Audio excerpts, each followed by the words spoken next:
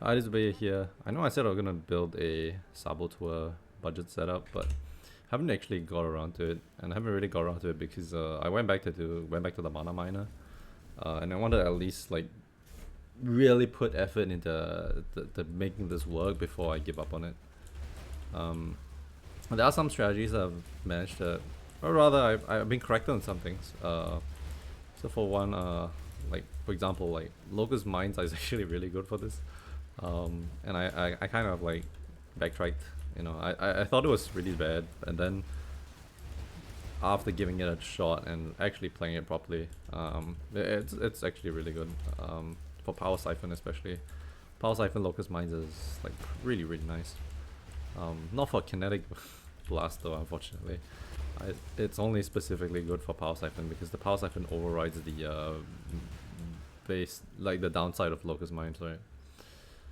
Anyway, I also wanted to do a video about this farming method, but like now that I think about it, the profit from this is like not amazing. It's probably above average. Maybe you get like maybe 7-8 dibs an hour, but it's not significant enough for me to like say it's great. I think there are probably better farming methods you can do out there, but it is pretty brain dead, to be honest. And if you just want to do something that doesn't really require you to think too much, yeah, you run this.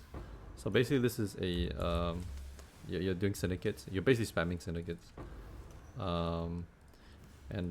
There was I thought it would be more profitable because I thought the Scarab tech here would be really good, but having actually tried it, the answer is not as good as it's not as good as I originally expected it to be, and so that's kind of why I haven't like made a video about it.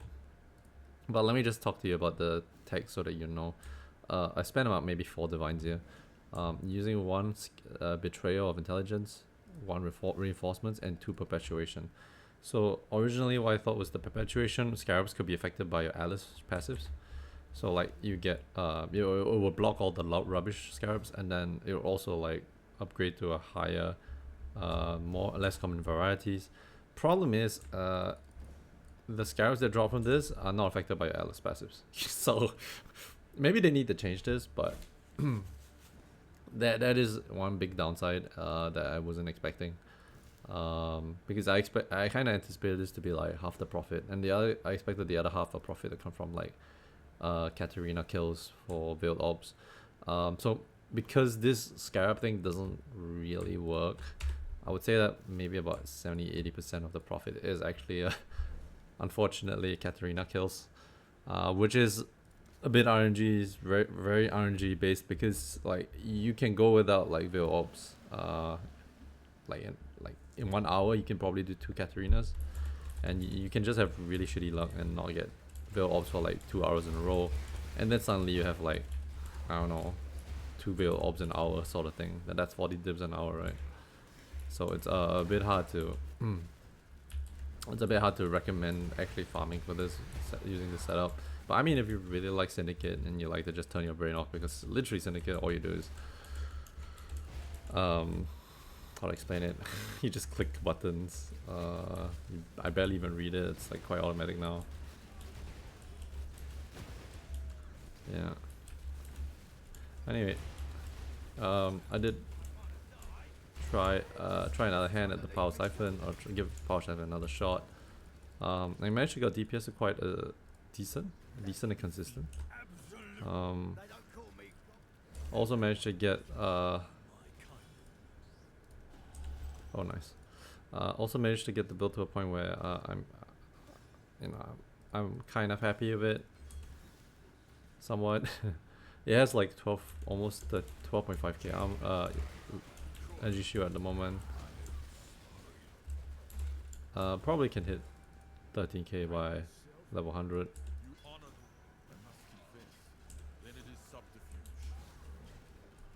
Yeah, as you can see here, you see all the crappy scarabs are popping out.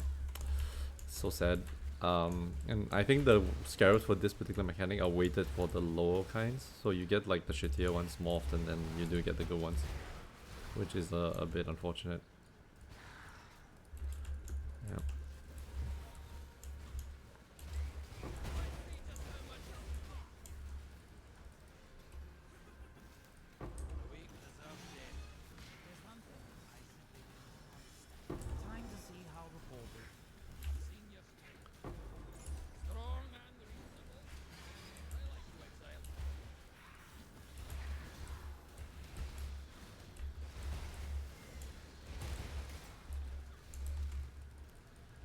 Okay, level 98.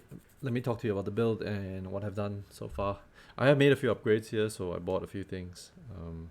It cost me about another 30-40 divines. And I really honestly didn't quite care because I'm making a crap ton currency. And yeah, whatever. So let me tell you about how this build scales, and maybe possibly for someone else to actually pick this up and make this really strong down the road. I still do think that Archmage as an archetype probably needs a bit of love, because I would think that it can do T16s fine, it can probably do Ubers fine, but it is not a T17 setup. Like, you can't run this on... I can't say this in good faith that you can regularly run something like this on T17s. I think the only mana stacker T17 like really viable setup, like 100% viable setup, is probably Connor's mana bow build. So that where you ramp up the cost of mana, and then you leech it back using leech nodes, and then you basically use Mana Forge to scale your damage by a significant amount. Yeah, we don't have access. We definitely don't have access to that sort of mechanic because we're using wands and not bows. And secondly, Mana Forge does not work with triggered bow skills, so it does not work with mines. But still, I really like how the theory of this build is fusing. I really like the theory and makeup of this build. I think it shows promise. Then definitely could use this tech elsewhere, somewhere down the road, if, for example, certain things improve, right? So let me just cover the rough mechanics of the build. You're stacking basically a crap ton of mana. You're using it as EHP as well because you have Mind Over Matter that comes from your Cloak of Defiance, and then because you're Scion, you actually go for Hierophant as well, so that's 8%. Then Cloak is 40, I think. Yeah, and Cloak Mind Over Matter is 40%, and then with a Watcher's Eye, you can get it close to. When I'm 10%, here I've only got 9, so 9 plus 8, that's 17 plus 40, that's 57. So 50% of your damage is going to go to your mana instead of your life. You have Indigon as well to give you insane recovery with Mana Flask, and you're going to have a pretty sizable Mana Flask. Then you also have Agnostic, which comes from the boots. So whenever your health is like not full, not on full life, sacrifice 20% of mana per second to recover that much life. That helps you to... that helps you basically to... Actually, I have a weird question. Let me just test this out. Okay, if I take this away, you count as low life on 80%, I think. Yeah, I think this will be pretty good for Agnostic, because that means you can... The top 10% of your life is going to be recovered solely from Mana Flask, and then only when you dip below the top 10%, then you actually rely on Agnostic, so doesn't put pressure on your mana. Anyway, yeah, this is just one thing I haven't really tested out, but I think should be pretty cool. Anyway, yeah, so the EHP is coming from that. You have pretty nice recovery as long as you don't really get one shot out of nowhere. Your damage is, your survivability is pretty acceptable. And also with this kind of setup, you really want to be killing stuff off screen, so stuff will die before they get to you. And the damage here is pretty decent. I would say it's probably close to 30 mil. It spikes probably the 40-50 if you have Arcane Cloak up, and then your mana spend is up as well. Yeah, so yeah, so with this insane amount of mana, your EHP is mostly coming from mana and life. You also have, because you're using Pathfinder with flasking effect, so I have flask effect on the natural remedies as well as the belt. I'm also getting like insane flask generation because I'm using Tides of Time and Pathfinder nodes, so that's 6 flasks per second for both mana and utility. So insane amount of flasks per second. You pretty much have 100% uptime on Progenesis. And then you have a lot of flask duration nodes here as well, and some flask effect nodes. So yeah, you can definitely keep even a reduced duration but increase effect Ruby and Topaz flask along the way. So that gives you like close to 80. It gives you 84-85% elemental resistance, and then you can get chaos from the Progenesis as well as like from your gear. So all in all, this build is like sitting at 90k EHP.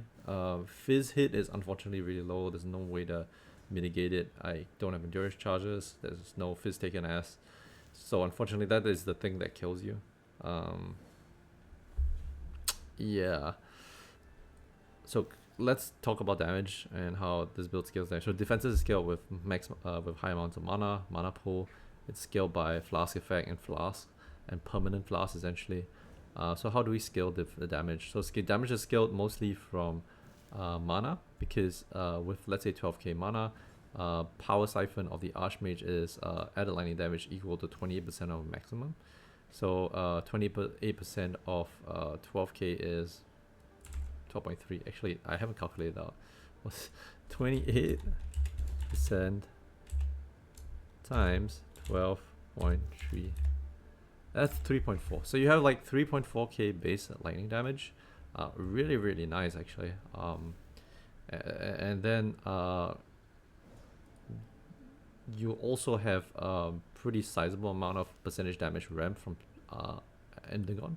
So you have this wand mastery that says increases and reductions to spell damage. Also apply to attacks while wielding a wand. And you know, Power Siphon is an attack. So you're gonna ramp up mana spend with Endagon, and then the mana spend that you ramp with Endagon, so up to 2000 increased damage, is just gonna go to 2000 attack damage for your wands. And I'm pretty sure you can hit that 2000 pretty easily, as long as you don't use the Laviangas. So I've swapped away from Laviangas, and my native mana regen is pretty strong to the point where I'm able to recover enough to be able to keep the buff up. Okay, well, how do I scale damage? Okay, so this is also a mine setup. So with mines, the great thing is you have Locust Mines. So Locust Mines actually is really strong Power Siphon, because Locust Mines has this thing called, it overrides the way that the projectile behavior. And what it does is that it forces the projectiles to attack into your direction where you're at. And that is actually pretty clunky. It would be pretty hard to play. But with Power Siphon, it has this thing that overrides it. So it modifies the number of projectiles instead of applied to the number of targets fired at. So it fires at a enemy whether or not Locust Mine is a present or in the links. So it will always auto target for you. So that's a great thing. So with Locust Mine, you basically have like a 210% more damage with Power Siphon. And that on a single link, and the only downside is you have to throw it 3 meters away from you, but that's the only downside. So yeah, that's super nice. We also have other shenanigans as well, like, so with mines you have like a pretty decent amount of crit. In fact, you hit crit cap with this build. You get charge mine, so that gives you like pretty much permanent power and frenzy charges.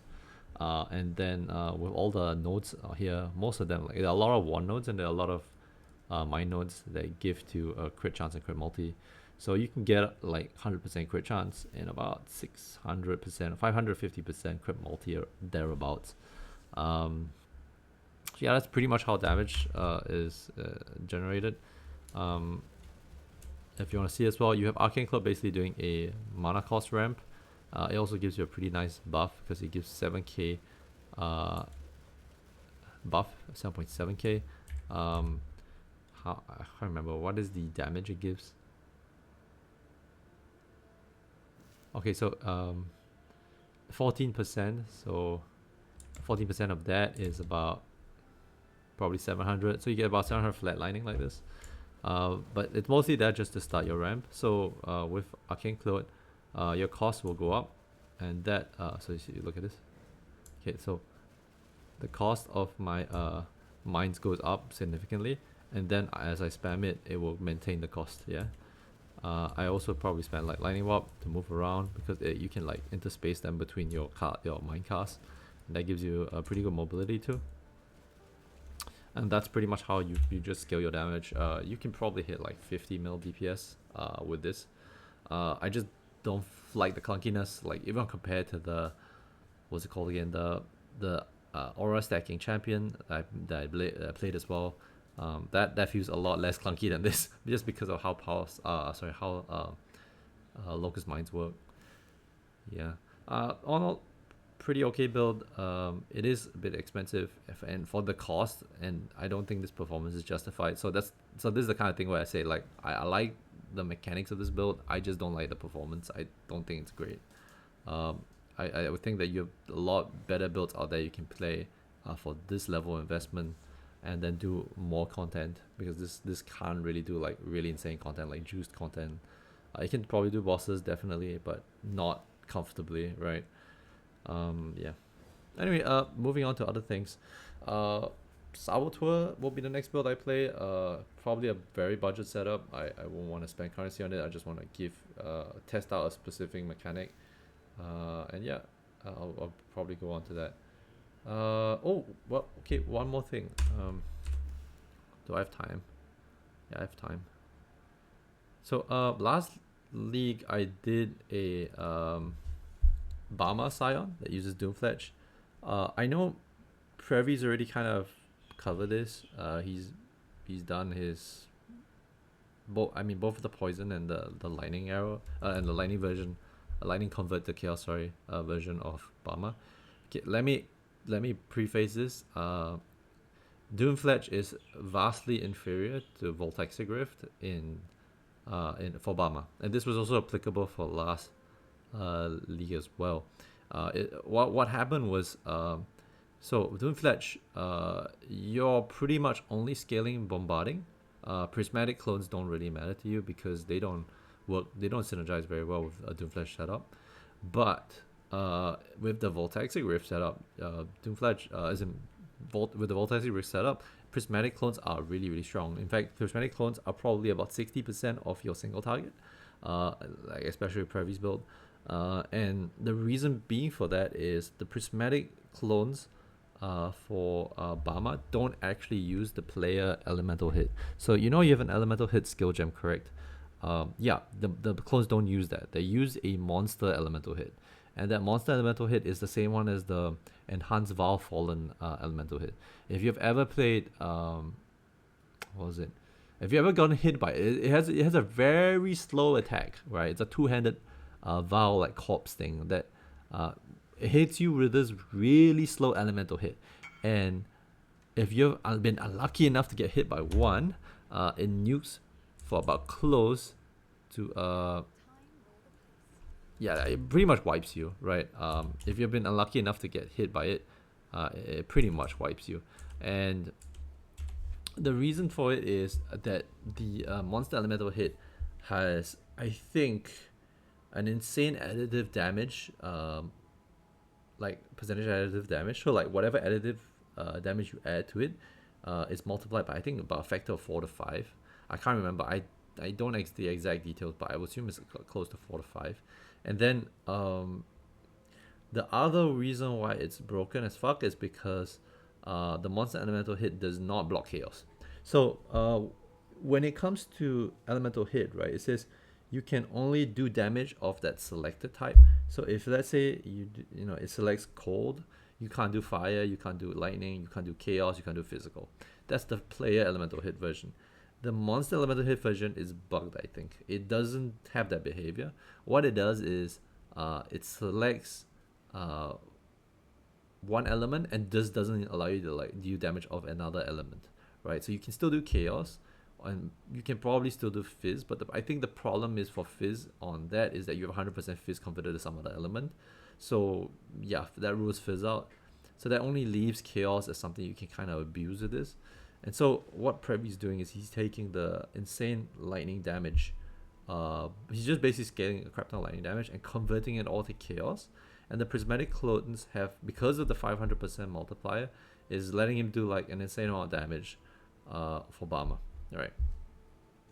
Anyway, that being said, I'm pretty sure he will cover this eventually. He doesn't talk about it in his videos, I assume, because most of the time Previ keeps a lot of his tech close to his chest. He doesn't like walk you through why it works or how it works. He just says follow my items and you'll get the performance, right? He doesn't really go into the details.